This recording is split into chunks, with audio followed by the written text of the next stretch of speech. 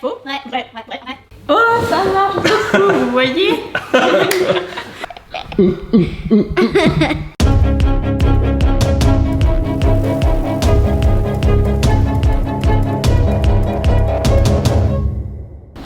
Hello Bubble Fan. Hello Athéna, coucou Calice, comment ça va aujourd'hui filles? Ça va. Bon, j'espère que tout le monde va bien derrière son écran. Vous êtes magnifiquement habillés en costume d'époque du 19e siècle parce qu'on va faire un jeu de rôle l'univers du Jardin des Fées qui est sorti il n'y a pas longtemps. Et regardez, je vous propose tout de suite, avant de faire notre vrai ou faux, l'interview des autrices Nora et Audrey. C'est parti. Et on est avec les autrices, avec Audrey et Nora. Bonjour. Salut, bonjour. Alors, on est très honoré de vous rencontrer parce qu'on l'a lu au moins 2 fois chacun. Hein. Comment vous avez eu cette idée de créer le Jardin des Fées? C'est une fusion de plusieurs univers, de plusieurs idées qu'on avait. Avec Nora, ça fait maintenant 15 ans qu'on travaille ensemble. D'abord, il y a eu la série Princesse Sarah. Et là, on avait envie de partir sur autre chose, mais de rester quand même dans notre cher 19e siècle avec tous ces beaux costumes. Évidemment.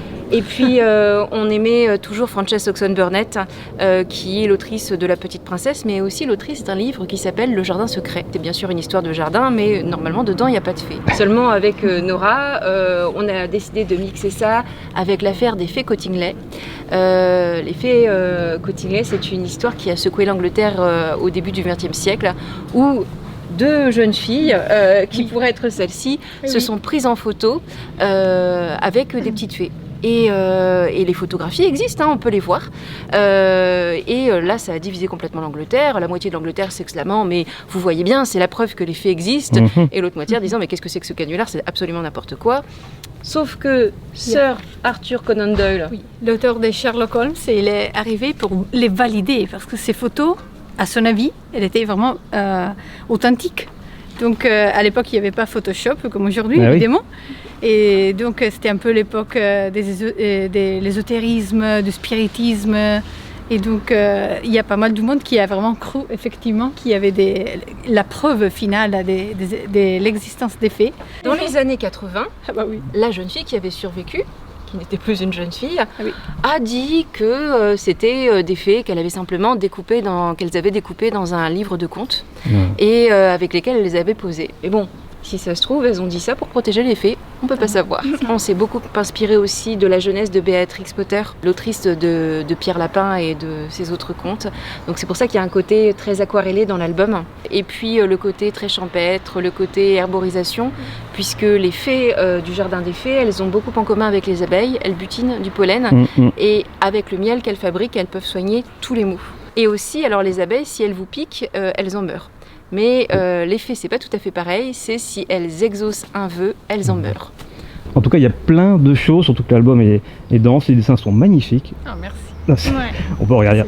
Hop, rapidement. On a déjà montré en vidéo, mais regardez. C'est magnifique.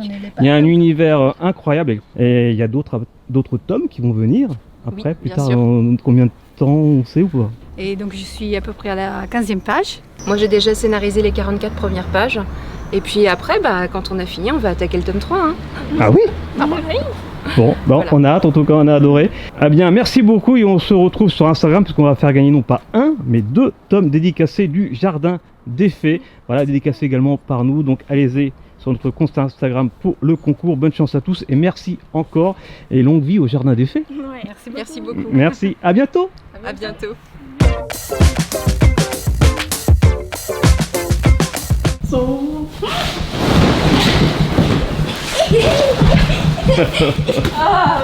Qu'est-ce qu'on fait aujourd'hui les filles? Un vrai ou faux challenge? Oui, tout simplement.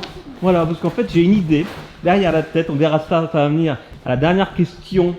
Et vous allez voir, c'est un truc incroyable. Voilà, donc si vous êtes pressés, allez voir directement à la fin de la vidéo. Mais je vous jure, c'est un truc incroyable. Athéna, tu vas voir, tu te demandes ce que c'est. Mais avant, il y a 9 autres questions.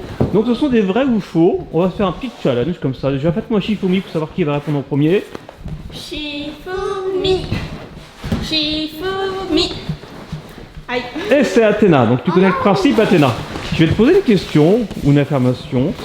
Et tu vas devoir me dire vrai ou faux. Est-ce que l'affirmation, la question est vraie ou est-ce qu'elle est fausse? Alors je pense que vous allez apprendre des choses. Attention, on passe à la première question. Alors, on est toujours sur notre belle licorne pour ce vrai faux. Athéna, c'est toi qui répondras en premier à cette affirmation. Tu me dis si elle est vraie ou fausse. Aux États-Unis, il n'y a pas d'étage numéro 13 dans les gratte-ciel. Vrai ou faux? Je sais. Vrai. Et toi, Calice, tu Non, je crois que c'est faux, c'est comme dans les avions. Dans les avions, il n'y a pas d'étage numéro 13. Non, mais il n'y a pas de rangée numéro 13. Je sûr qu'il n'y a jamais d'étage numéro 13 dans les avions. Éventuellement, il y a 2 étages. Mais Non, pas 13, mais- jamais.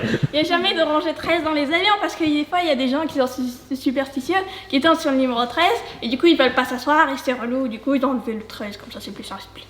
Donc, tu dis vrai ou faux? Moi je dis que c'est faux. Enfin, oui, que c'est vrai, il n'y a pas de 13. Ah, ça n'a pas y se faire avoir, hein. Donc, vous dites vrai toutes les deux. Oui. 1, 2, 3, Oui. 4, 5, 6, Attention, parce que tu auras dit faux, ça voulait, 10, ça voulait dire qu'il y aurait 11, eu 12, des 14. numéros 13. Donc, effectivement, il n'y a pas d'étage numéro 13 dans les gratte-ciel aux États-Unis. Le chiffre 13 est réputé porter malheur, vous le savez. C'est pourquoi les gratte-ciel américains n'ont pas d'étage numéro 13. Ils sont très superstitieux, et même dans les avions, tu as raison, Calice, c'est la même chose. Ah, mais 1, 2, 3, Et en fait, la superstition, vous savez d'où ça vient? On va apprendre des trucs dans cette vidéo. Ça vient du dernier repas pris par Jésus. Ce soir-là, Jésus et ses apôtres étaient 13 à table. Or, Judas, le 13e convive, vous le savez, qui était à table, a trahi Jésus. Et voilà, en fait, ça vient, a priori, de là, la superstition. Là là là là. Un point chacune. On passe à l'affirmation Ah bon, il y a des suivante.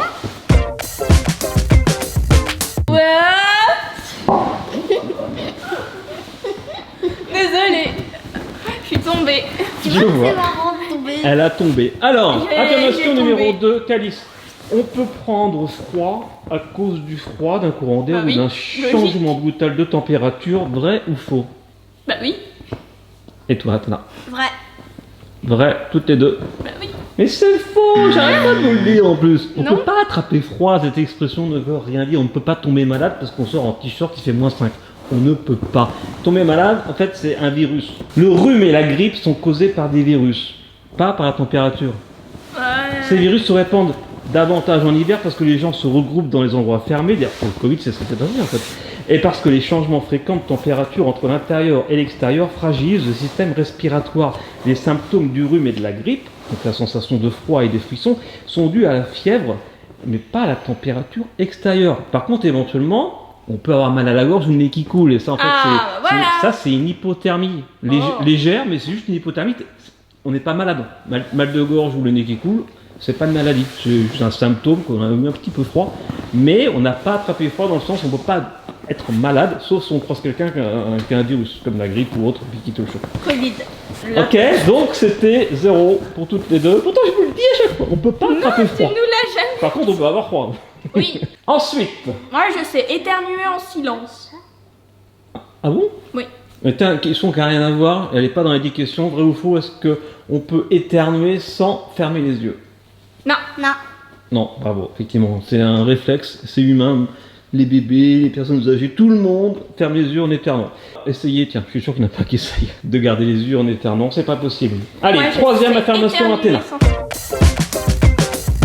Athéna, l'homme a plus de poils que la femme, vrai ou faux? Vrai. Et toi, Calice? C'est faux. Et pourquoi? Bah parce que c'est pas qu'ils sont plus gros, qu'ils sont plus nombreux, c'est qu'ils sont plus gros. Effectivement, c'est faux. Ça fait donc 2-1 pour Calice. La femme possède autant de poils que l'homme, mais les siens sont plus fins et moins pigmentés, sont plus gracieux, tu vois. Ils sont souvent présents sous la forme d'un léger duvet, peu visible, alors que l'homme possède plus de poils terminaux, donc des poils longs, épais, pigmentés, drus, etc. Très moches. Non, je rigole. À la harissa. Mais effectivement, l'homme et la femme sont égaux par rapport à la politude. Ok? La politude. La poilitude. La politude. La poilitude, ça n'existe pas. La poilitude. Et pour info, l'homme et la femme ont à peu près 5 millions de follicules pileux, la structure En de la comptant peau les qui cheveux, produit les hein. poils et les cheveux. La quatrième affirmation, et c'est à Calice de répondre en premier. Les voitures noires ont plus d'accidents que les voitures blanches, vrai ou faux? C'est tellement absurde que je veux dire que c'est vrai. Et toi, Athéna? Faux. Et la bonne réponse, c'est vrai. C'est 3-1 pour Calice. Effectivement, il y a une étude là-dessus. Donc il y a une étude américaine qui a révélé qu'une voiture noire a 12% de risque en plus d'avoir un accident en plein jour qu'une voiture blanche. Les voitures grises ont 11% de risque en plus, les voitures argentées 10% de plus et les voitures rouges ou bleues 7% de plus. D'après cette étude, la couleur joue un rôle moins important quand il fait nuit, forcément parce qu'on distingue moins les couleurs. Et les chercheurs ont analysé 855 258 accidents. Le calcul statistique est basé sur une comparaison entre les accidents pouvant être influencés par la couleur du véhicule. Par exemple, une collision entre deux véhicules. Voilà, il ne compte pas quand c'est une voiture qui rentre toute seule dans un arbre ou dans un mur. Que ça blanche ou noire, ça n'a pas d'incidence. C'est quand il y a une collision, c'est-à-dire qu'on voit moins bien en fait une voiture qui est noire qu'une voiture qui est blanche. C'est logique. Donc du coup, comme on la voit moins bien, elle se confond avec le paysage, du coup on a plus tendance à rentrer dedans. Donc d'après la conclusion de l'étude, comparé au blanc, un certain nombre de couleurs peuvent être associées à un risque supérieur d'accident. Ces couleurs sont généralement celles ayant un indice de visibilité moindre, dont le noir, le bleu, le gris, le vert, le rouge et l'argenté. Voilà. Ok. C'est pour ça qu'on a une voiture blanche. Oui. Et qu'on n'a pas eu d'accident. Aussi. C'est parce que je conduis très très bien. Hein, tout simplement. Un peu. Athéna, pour cette 5e affirmation, je suis sûr que tu peux remonter. Attention. Ah oui, tu peux. Morphée, tu connais Morphée, l'expression de s'endormir dans les bras de Morphée. Morflé. T'as une chance sur deux. Morphée est un homme, vrai ou faux? Faux. Moi, je vais dire Et toi, Calice? vrai. Et effectivement, c'est vrai, ça fait 4-1 pour Calice. Parce que souvent, on a l'impression qu'on dit dormir dans les bras de Morphée, s'endormir dans les bras de Morphée avec un E à la fin. Effectivement, il y a un E à la fin de Morphée. Est-ce que vous voulez savoir pourquoi on a l'impression que Morphée est une femme Non. Parce qu'il y a un E. dans l'esprit des gens? Parce qu'en fait, il y a un E à la fin, comme je disais. Et aussi, les peintres l'ont souvent représenté au XVIIIe siècle, surtout avec l'apparence d'une femme. Ils l'ont souvent peint en femme, alors qu'en fait, Morphée est le dieu des rêves prophétiques. C'est-à-dire que c'est un homme. Et Morphée est un des enfants d'Hypnos, qui est le dieu du sommeil, et de Nyx, qui était la déesse de la nuit. Vous savez combien Morphée a de frères et sœurs? 42. Plus? 127. Ah, il y a un point bonus là. Athéna, combien? 144. Plus? 826. Plus? 1 milliard. Moins? 1467. Moins? 1000. Bravo. C'est tout. Alors, à ma question, c'est 999 frères et sœurs, mais en tout cas, ils étaient 1000 enfants. Donc, je l'accorde, 1000 enfants de Hypnos, dont Morphée. Donc, ça fait. Allez, j'accorde un point de plus à Athéna. Il y avait 4-1, ça fait 4-2, quoi, c'est ça? Ouais. Je crois. Hein. Et voilà. Et puis, vous savez que la morphine, qui est un médicament qui sert à atténuer la douleur, hein, qui est très réglementé, ça vient de Morphée. Parce que voilà, ça sert à endormir un petit peu la douleur, et voilà, c'est tiré de là. Et on en apprend des trucs dans cette vidéo! Alors les filles, il y a 4-2. La 6e affirmation, on a la moitié. Et la suivante, Calice, tu réponds en premier. Le mot gadget est d'origine anglaise. Vrai ou faux?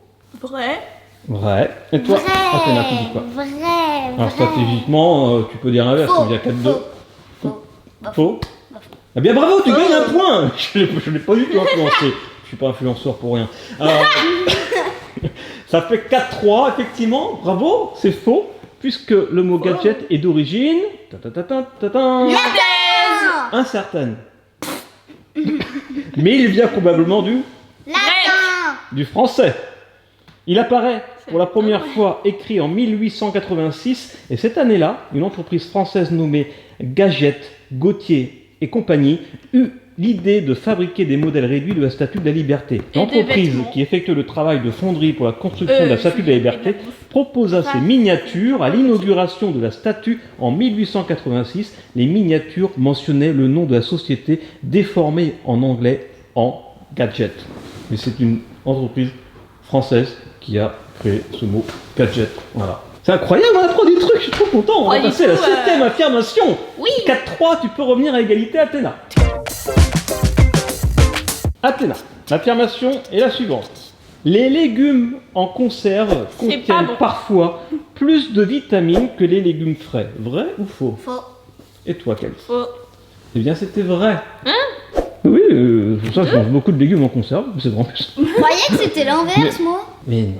Alors c'est sans doute, et c'est meilleur quand c'est frais, au goût en tout cas, mais au niveau vitamines, les légumes en conserve sont très bons. Les aliments en conserve sont stérilisés, vous le savez, et soumis à de hautes températures, 115 à 130 degrés, dans des récipients hermétiques. Ce traitement par la chaleur détruit les microbes, mais aussi une partie des vitamines. Un légume en conserve est donc moins riche en vitamines qu'un légume qui vient d'être récolté. Attends Toutefois, d'accord. les légumes frais perdent rapidement leurs vitamines après avoir été récoltés. Par exemple, les épinards stockés à température ambiante perdent en 2 jours environ 80% de leur vitamine C. Donc, quand vous cueillez des légumes, mangez-les tout de suite dans la journée. Sinon, ça ne sert à rien. Et ces légumes en conserve sont généralement traités rapidement après la récolte, en quelques heures, ce qui limite les pertes en vitamines. C'est pourquoi les légumes en conserve contiennent parfois plus de vitamines que les légumes frais. CQFD. Les lynx ont une vue exceptionnelle. Vrai. Et toi, Calice? Vrai. Ah oui, forcément, avec la pub. Ma lynx, le lynx. Ah non, ça n'a rien à voir. Je dirais que non. Mais avec l'expression avoir des yeux de lynx, forcément, on est tenté de dire vrai. Eh ben, c'est faux. Et effectivement, c'est faux. Donc vous n'avez pas de point, ni l'une ni l'autre. Parce que comparé aux autres félins, les lynx n'ont pas une vue exceptionnelle en fait. Cette réputation leur vient de l'expression œil de lynx. Dire de quelqu'un qu'il a des yeux de lynx signifie qu'il a un regard perçant. Mais à l'origine, l'expression était avoir les yeux de Lyncée. C'est vrai.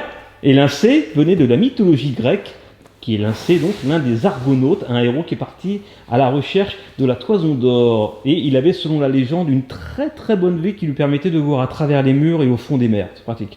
Ouais. Et au Moyen-Âge, le lynx était répandu en France et on pensait qu'il avait une excellente vue, probablement à cause des bandes noires et blanches qui cerclent ses yeux et lui donnent un regard profond. De là, s'est fait la confusion entre Lyncée et lynx. De Lyncée, on est passé à lynx, mais ça n'a rien à voir. Voilà, il s'est fait lyncher. Le lynx a la même vue qu'un chat. Il s'est fait lyncher, Lyncée. Exactement. Et le lynx, oui, s'en tire plutôt pas mal, alors qu'en fait, il n'a pas une vue meilleure qu'un chat, quoi. Ouais. Tout simplement. Est-ce qu'un chat peut voir dans le noir? Vrai ou faux? Faux. Bravo, un chat ne peut pas voir dans le noir. Je l'avais pas mis celle-là.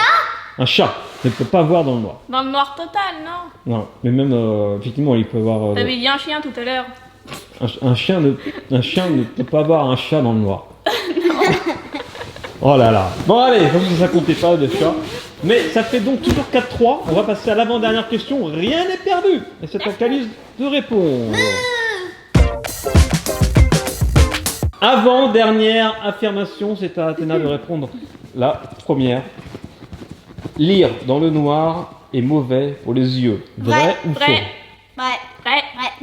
Faux. Vrai. Pomme de terre. Vrai. Ah, vous trouvez quand même dans les pièges. Hein. Lire dans le noir est mauvais pour les yeux, vrai ou faux? Eh bien, c'est faux. Mais tu me le dis tout le temps. Oui, bah, moi aussi j'apprends des trucs en préparant les vidéos. Et je te disais des bêtises, ça va Calice? Non. Et j'ai le droit de dire des bêtises, je ne suis pas parfait. Non, t'as pas le droit. Donc, lire dans l'obscurité n'est pas mauvais pour les yeux. Pas plus que de marcher dans le noir ou de conduire la nuit, ni d'ailleurs de faire trop d'ordinateur. Par contre, la lecture dans le noir fatigue les yeux rapidement et peut révéler certains troubles visuels, car les défauts de la vue, comme la myopie, la presbytie, etc., nous rendent plus sensibles à la fatigue. En gros, ça veut dire que plus tu lis dans le noir, même si tes yeux sont nickel ou pas nickel, peu importe, tu vas fatiguer plus vite. Voilà, c'est pour ça qu'il vaut mieux mettre une lumière. En gros, si tu mets une lumière, tu vas pouvoir lire plus longtemps et en te fatiguant moins vite. Mais ça ne va pas abîmer ta vue. Ni un écran ordinateur, regardez, j'ai aussi la page. L'ordinateur abîme les yeux, vrai ou faux? Donc c'est faux. L'ordinateur fatigue les yeux, mais ne les abîme pas. Aucune étude n'a pu démontrer un quelconque lien entre l'émission des radiations par les écrans et l'apparition de maladies oculaires. Attention, on passe à la dernière affirmation. Eh ben ça y est, c'est la rigolade pour cette dernière affirmation. Et pour cette dernière affirmation, Calice, c'est à toi de répondre la première. Tiens bien, Calice. L'affirmation est la suivante. C'est un truc Oui. qui est complètement dingue ou complètement pas vrai. On va voir. L'affirmation est la suivante. Un cintre positionné autour de la tête fait tourner la tête. Vrai ou faux? Ça fait tourner les serviettes. Mais comment tu fais pour mettre un cintre Sur la tête. Un cintre métallique, tu sais qu'on peut déformer. C'est comme dans celle de la frite, il arrive, il prend son cintre, il fait... Alors, vrai ou faux? Bah... Vrai. Faux. Et toi, tu dis faux. Faux. J'ai envie d'essayer. D'accord. Coucou à tous. Voici un cintre métallique, donc c'est quand même plus facile pour s'adapter à une tête. Ouais. Et je vais le mettre autour de ma tête. À part avoir l'air ridicule. Non, attends, je vais essayer. Oh, ça marche beaucoup, vous voyez? Athéna, essaye. Est-ce Non, que ça c'est- fait juste mal en fait. Donc, Non, ça fait pas mal. Attends, alors, tu crois que c'est faux? Non. Par contre, regarde, si tu le positionnes d'une certaine manière, voilà.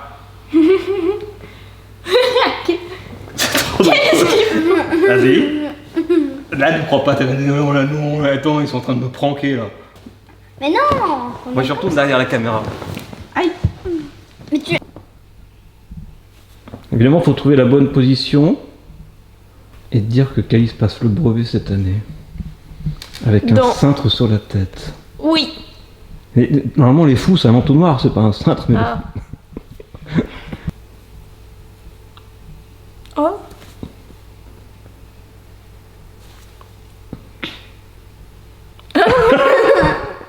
Ça y est, tu l'as. Ah, y est, elle l'a. Elle l'a. J'ai trop essayé. Alors là, toi, Athéna, t'es en train de se dire, c'est pas possible. Ils sont en train de me pranker. Ils sont en train de me tourner en bourrique, là. Oui. Ils me mènent en bateau. C'est ça que t'es en train de te dire. Oui.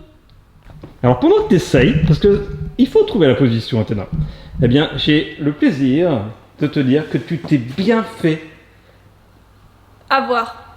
pas avoir, puisque Ah. effectivement, un cintre autour de la tête fait ou peut faire tourner la tête, il faut qu'il soit bien positionné. Ça s'appelle le réflexe du cintre. Il y a une page Wikipédia là-dessus. Tiens, si j'y pense, je vous le mettrai en description. Voilà la source. Et c'est vrai, hein, quand on a tourné la tête, Calice et moi, ça nous faisait vraiment tourner la tête. En fait, c'est un réflexe qui désigne la rotation involontaire de la tête qui advient lors d'une compression unilatérale de la région frontotemporale par la partie longue du cintre en fil de fer. La rotation se produit du côté de la compression.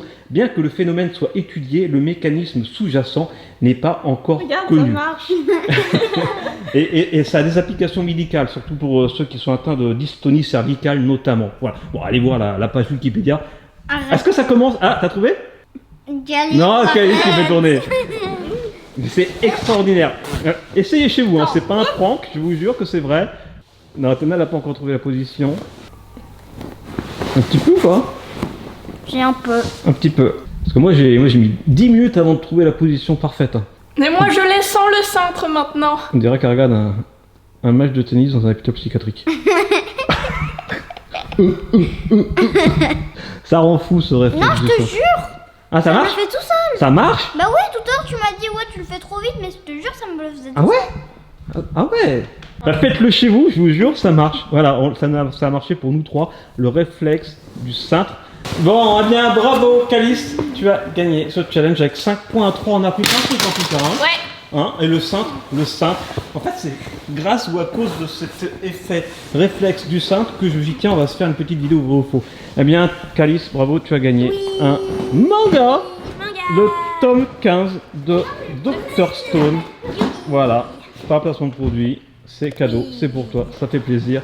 Bravo. Ça va, Athéna? Bon, tu gagneras le prochain challenge, j'en suis sûr. En tout cas, si ça vous a plu, pourquoi pas, on peut se refaire un vrai ou faux challenge où on apprend plein de trucs comme ça. Ça sera avec grand plaisir, on aime bien, comme ça, transmettre des informations. On se retrouve très vite sur Studio Babel Tip, un gros bisou et surtout, n'oubliez pas, soyez Soyez bien, soyez bon et vivez vos cintres.